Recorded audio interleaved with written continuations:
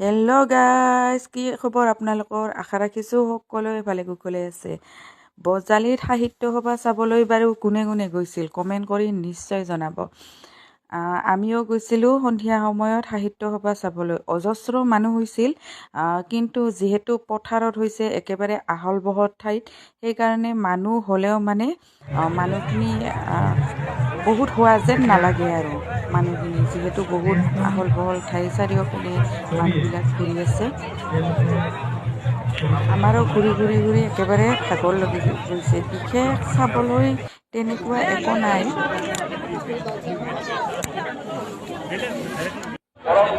আৰু এইখন দেখিছেনে বাৰু? এইখন ইমান ডাঙৰ এখন জাপি, জীৱনত প্ৰথমবাৰ এয়া ডাঙৰ জাপি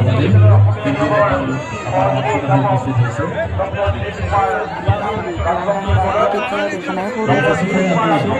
যিদিনা আমি পথাৰত গৈছিলোঁ, আমাৰ ককাই বনাইছিল।